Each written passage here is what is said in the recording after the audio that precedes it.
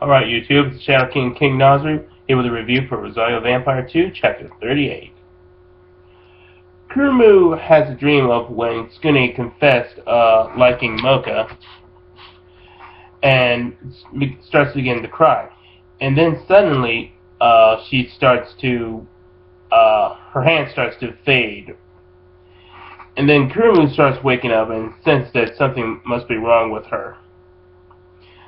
And then the moment is ruined when we see Gen in bed with Kurumu, naked, and promises to comfort her. Again?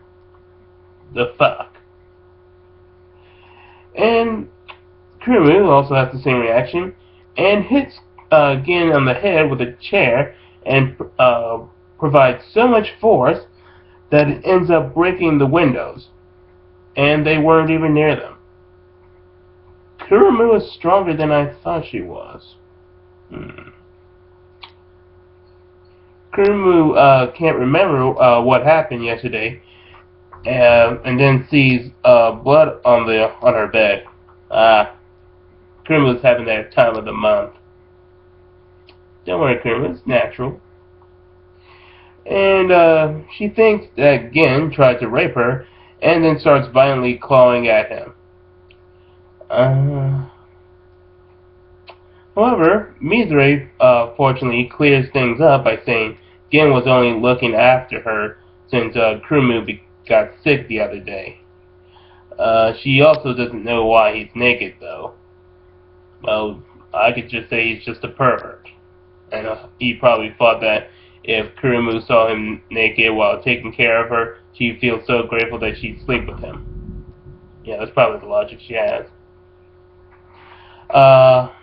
Anyway, Mizre also mentions that she was looking forward to Gen sleeping with Kurumu, and placed the blood on their bed for the lulz.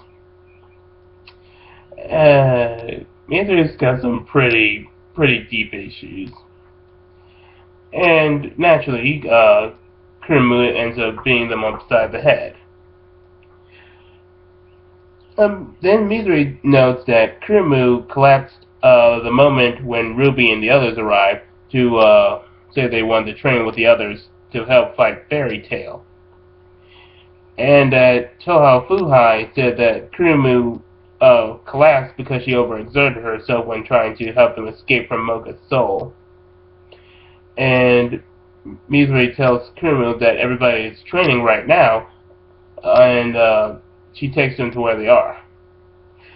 And the two girls go into a pool, and this leads them to a parallel world that is in reverse reality, as told by Ruby. And the dimension was created by Tohao Fuhai. See, Kaguya? Even Tohao Fuhai can make universes. So what makes you so special?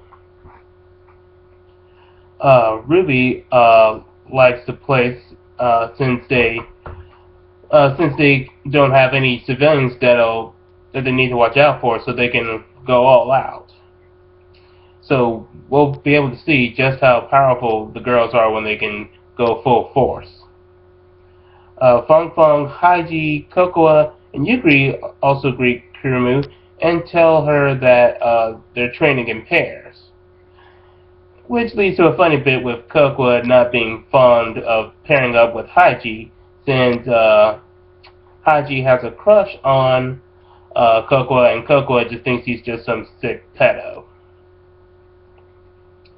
And Skune is off, naturally trained off with Tohao Fuhai. Kurumu and Ruby know that Skune wants to make himself stronger because he hates how he wasn't able to save Mocha and thinks he's incredibly weak.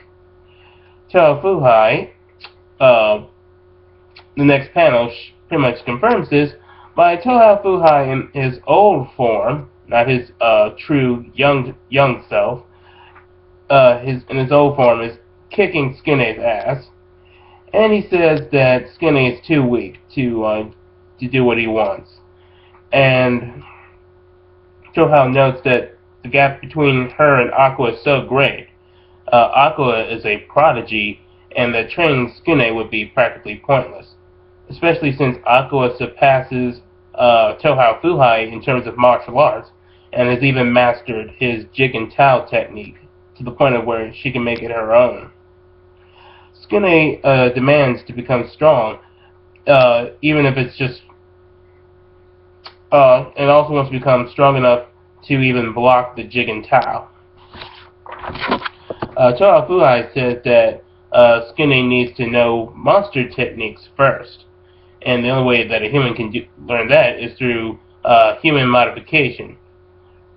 And he notes that the success rate is really low, and if it fails, he'll die. And Kurumu arrives hearing this and tries to talk him out of it, but Skune agrees to the human modification and assures Kurumu he'll be fine with Mocha's blood. And he says through her blood he can sense Mocha's loneliness and he needs to comfort her. And Kurumu runs off crying. And then we see Toha Fuhai preparing the procedure with needles. Wow, I really feel bad for Kurumu. This was a short chapter, but it had a lot of impacting things. So we see that something's wrong with Kurumu, and Skune is being oblivious to her feelings. And I feel like something's really bad is going to happen to Kurumu. But I am, on the other hand, excited just to see how powerful the girls are when they don't have to hold back. So we'll see where all this goes in chapter 39.